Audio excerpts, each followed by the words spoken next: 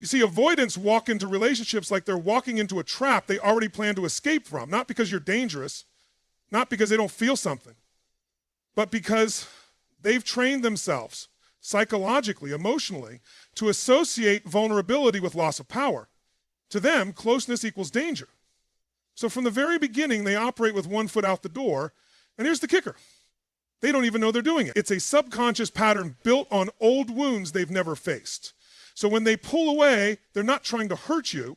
They're trying to protect the fragile structure of control they've built around their identity.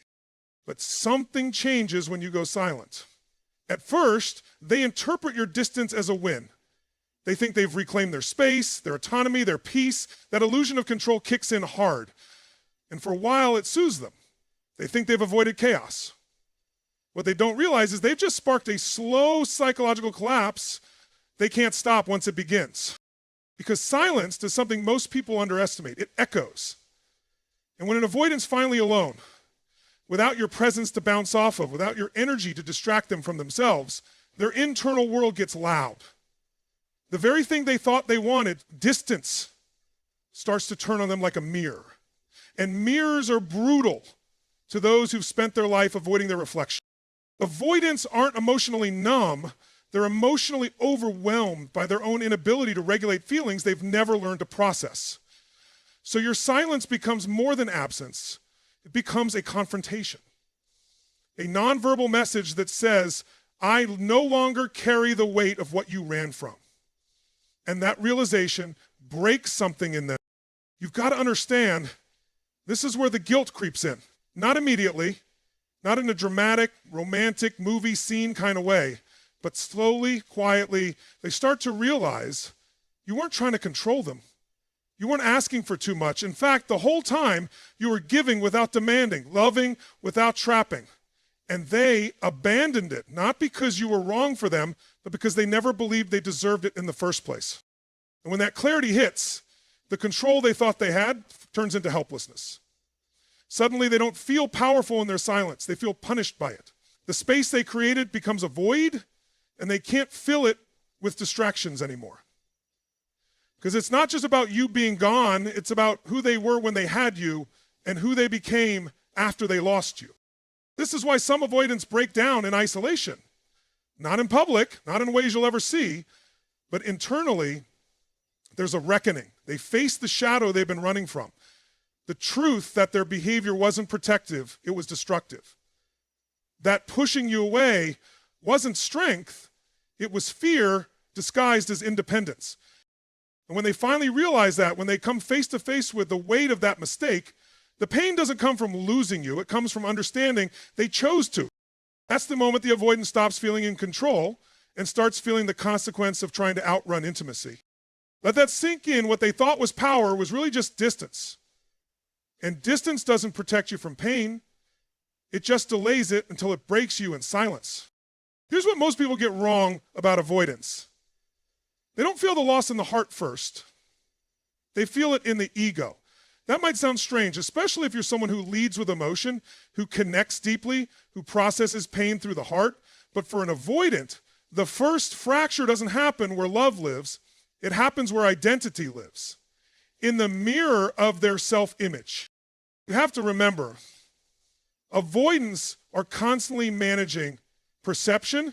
Their entire emotional operating system is built around the avoidance of perceived weakness. To feel deeply, to admit regret, to sit with emotional discomfort, that's not just hard for them, it feels like a threat to their survival. So when they push someone away, especially someone who genuinely cared, they tell themselves a story, a rationalization, something like, it wasn't right, or I needed space, or they were too much. That story preserves the ego. It allows them to walk away without confronting the discomfort of accountability.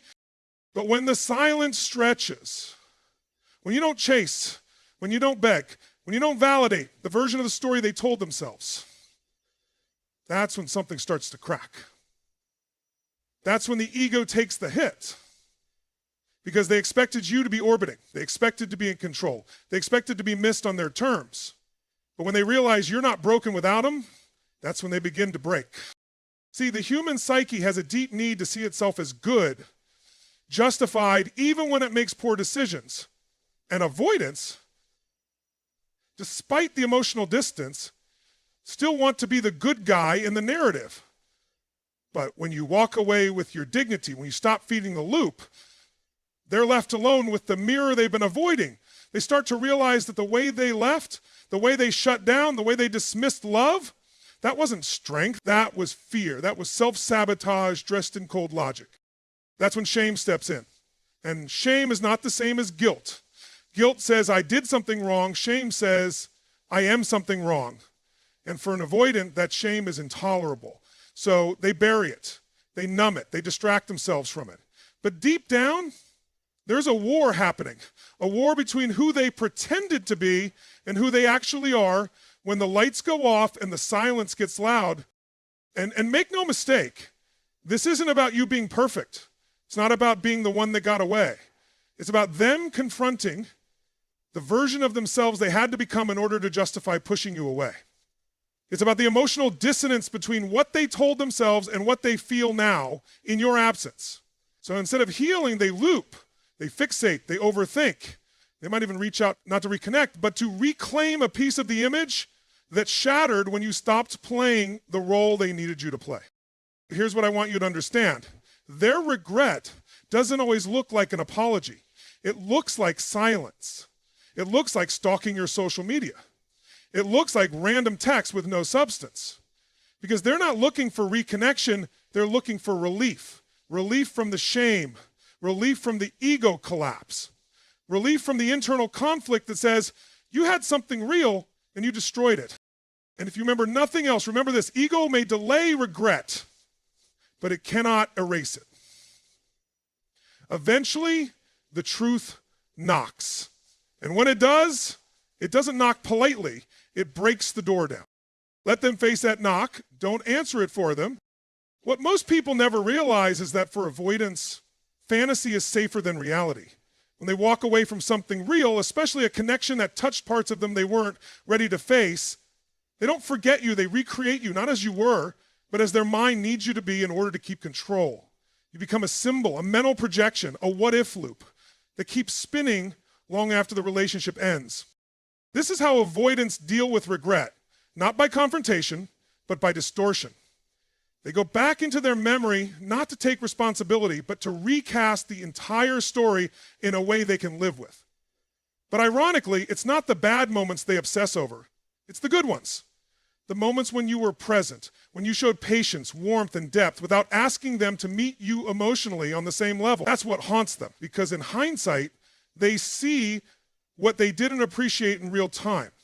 And now, with the space and silence amplifying everything they've lost, that memory morphs into obsession. They begin to idealize the version of you they ran from. They start asking questions internally that they'll never say out loud. Why didn't I let myself feel it? Why did I push them away? What if they were the only person who truly got me? And what's wild is this, they don't miss the relationship, they miss the emotional experience they had with you. The feeling of being seen, understood, even when they didn't have the language to explain themselves. That's rare, that's unsettling, and that's exactly why it becomes addictive. See, the avoidant doesn't fantasize because they want you back. They fantasize because the version of you in their mind doesn't hold them accountable. That version lets them feel the emotions they suppressed without the risk of intimacy. It's safer to replay the moments than to reach out and face the consequence of their actions. Safer to romanticize what they lost than to apologize for what they destroyed. This is where the psychological trap sets in, because they're not in love with you, they're in love with the idea of you. But that idea grows stronger the more silent and unavailable you become. Your absence becomes a canvas they paint their guilt on. And the longer you remain distant, the more vivid the fantasy becomes. Ironically, your silence feeds their obsession more than your presence ever could. And that obsession, quiet, hidden, unresolved, is what keeps them stuck. Now, let me be clear, this isn't romantic. This isn't some twisted sign that they were secretly meant for you. No, this is psychological compensation. This is the mind trying to make sense of an emotional loss it refused to face with maturity. And unless they truly grow, they will repeat this pattern again and again, chasing ghosts of connections they never fully showed up for. This is why emotional availability isn't just a relationship preference, it's a requirement for real connection. You can't build a future with someone who only values you after you disappear. You can't heal a person who uses fantasy as a shield against their own emotional shortcomings. So here's the truth. The avoidant may miss you deeply, but that doesn't mean they're ready for you. Missing you and being ready for you are two very different things. One is emotional memory, the other is emotional maturity. And you should never settle for being someone's fantasy when you're willing to be their reality. One of the most misunderstood things about avoidance is how deeply they actually feel. Not in the expressive, emotional way you might be used to. Not in ways that make sense to you. But they do feel intensely, silently, and often in ways they don't even understand themselves. That's the paradox. On the outside, they look cold, detached, and different. But on the inside, there's a storm brewing that they've spent their entire lives trying to suppress. See, avoidants don't just avoid you, they avoid themselves. They avoid the discomfort of emotional exposure. They avoid vulnerability because at some point in their life, vulnerability was unsafe. Maybe they grew up in a home where love was inconsistent or conditional. Maybe they are shamed for expressing need. Maybe they learned early on that emotions made them weak or dependent. Whatever the root, the result is the same. They built an internal firewall against intimacy. But here's the thing, just because you build a wall doesn't mean the emotions disappear. It just means you trap them inside. So when they start to feel the weight of what they've done, when the regret starts creeping in, when the silence gets louder, when the memory of you becomes unavoidable, it doesn't show up as sadness. It shows up as confusion, as anxiety, as irritation. They'll say things like, I don't know why I feel off, or something just doesn't feel right. And they'll try to fix it by diving into distractions, new people, new projects, new environments, but nothing works. Because the discomfort isn't coming from outside, it's coming from the unresolved inside. Avoidants lack emotional fluency. It's not that they don't care, it's that they don't have the vocabulary or the internal wiring to identify what they're feeling in real time. So instead of processing those emotions, they isolate harder, they shut down more, they disappear deeper into themselves. It's their default setting, retreat. But the irony is, the very thing they're trying to escape, the pain of losing you, is inside the very isolation they run to. And that's the part no one talks about. Avoidants don't stay distant because they're fine. They stay distant because they're flooded, overwhelmed, cornered by feelings they were never taught to handle. And instead of reaching out and reflecting, they collapse inward. They overthink instead of feeling. They obsess over details instead of sitting with the truth. Because truth requires confrontation. And confrontation demands growth. And growth terrifies them. This is why some avoidants disappear without closure. Why they leave good people confused. Why they ghost, block, or act indifferent. Not because they don't feel, but because feeling exposes their greatest fear. That they're not capable of real love. Or worse, not worthy of it. And if they sit in silence long enough, that fear starts to surface. That's when the panic sets in. Not the kind that looks dramatic, but the kind that seeps into their identity. Quiet, constant, crippling. So what do? They isolate harder. They try to logic their way out of an emotional wound. But the pain doesn't fade, it festers. Because you were never the threat, they were. And now they're stuck in a loop, trying to solve a feeling with intellect, trying to bury heartbreak under distraction, trying to outrun the shadow that always catches up. And here's the hard truth. The avoidant doesn't suffer from lack of emotion. They suffer from the inability to face it. Let that sink in. Because when you stop chasing, when you choose peace over proving your worth, you give them something they've never faced before. A silence that forces self-awareness. A void that reveals what avoidance always hides. Never mistake withdrawal for healing. Some disappear not to recover, because they don't know how to feel what they've finally started to realize. And here's where everything shifts, because this is the moment most people completely misunderstand the avoidance behavior. When they start showing signs of regret, when their energy shifts, when they begin reaching out in indirect, fragmented ways, most people interpret that as readiness, as growth, as a sign that they've finally realized what they had and they're coming back changed. But that's rarely the case. What's really happening is internal chaos. They're not reaching out because they're ready to reconnect. They're reaching out because their emotional system is overwhelmed and they don't know how to regulate it. You see, avoidance isn't a lack of care. It's a defensive strategy to stay in control. But the moment they realize they made a mistake, when they actually feel the consequences of pushing you away, that control starts to unravel. The very armor that once protected them now becomes a prison, and they start to panic. The panic doesn't always look like tears or desperation. Sometimes it looks like breadcrumbing, a meme sent randomly, a hey, just checking in, a comment on your story. These are not acts of emotional courage. They're reflexes, desperate attempts to check if the door is still open without ever fully stepping through it. Because stepping through it would require vulnerability, and that's still terrifying. So instead, they ping your energy, hoping for a reaction. Because if you react, they still have control. If you stay silent, you're forced to sit with the fact that they lost something real. And they're not equipped for that kind of loss.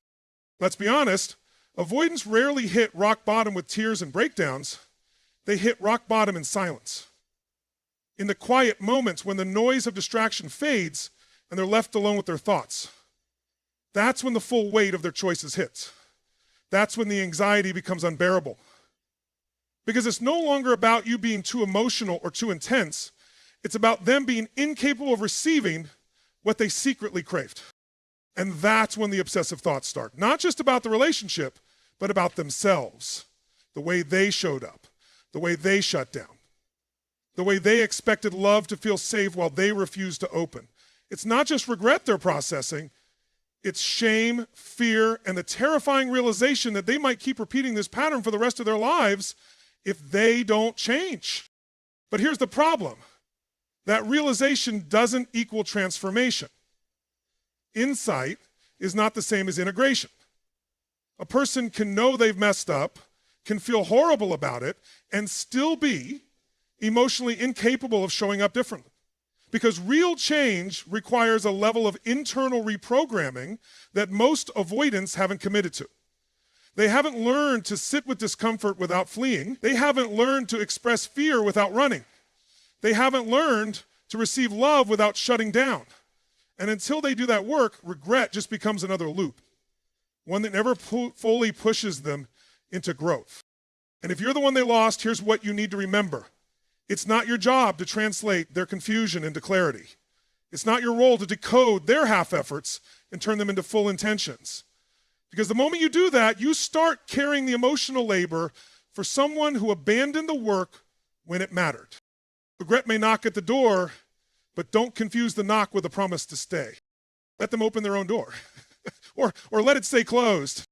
There's a moment, sometimes weeks later, sometimes months, when the avoidance sits in the silence they created and realizes, you're not coming back. Not this time. You're not checking in. You're not reaching out. You're not chasing the closure they refuse to give. And this moment right here, it hits harder than any argument, any goodbye, any tear-filled conversation ever could. Because now, for the first time, the avoidant is forced to confront something they've spent their entire emotional life running from: finality. See, the avoidant mind is wired around escape. It builds illusions of control through distance. It tells itself stories like, if I leave, I can always come back. If I don't respond now, they'll still be there later. If I go silent, maybe the tension will dissolve on its own. But when silence becomes a wall instead of a doorway, when their delay turns into your detachment, they're left staring at a version of themselves they never wanted to meet. The version that's alone, not by choice, but by consequence. And this is where the real pain sets in, because the fantasy starts to fracture. The illusion they had of you always being available, always forgiving, always waiting, that illusion dies. And when that illusion dies, they don't just miss you, they miss who they were with you. They miss the emotional safety you provided, even if they never admitted it. They miss the version of themselves that could feel close to someone without fear, for however brief that moment was. That version disappears when you disappear, and they don't know how to recreate it alone. So they spiral, not loudly but deeply, not publicly but privately, because here's the truth. The finality you chose the silence you stood in, it becomes a mirror. And mirrors don't lie. They show the emotional immaturity, the pride, the defensive patterns, the missed opportunities. And when that reflection stares back at them with no one left to blame, their identity starts to crack. Avoidants don't just fear intimacy, they fear accountability. Because accountability requires them to acknowledge that their defense mechanisms cost them the very connection they said they wanted, and now with you gone, they're left in emotional limbo, wrestling with a truth that can't be undone. They created the distance, but they never expected you to stay gone. This is the emotional reckoning they never prepared for. And while they may not show it the way you might expect, no grand gestures, no confessions, it shows up in their energy, their habits, their sudden silence, not just from you, but from everyone, because now they're in unfamiliar territory. The self they used to protect doesn't work anymore. The strategies that once felt safe now feel empty. And the one person who saw through it all has left them to sit in the silence they thought they wanted. But this is where you have to hold the line, because this final silence, it's not punishment, it's self-respect. It's a boundary that doesn't beg to be understood. It's your evolution outpacing their avoidance. They may finally see you. They may finally feel the loss, but that doesn't mean they're ready to rise to your level. Sometimes the greatest act of love is letting someone feel the full weight of losing you.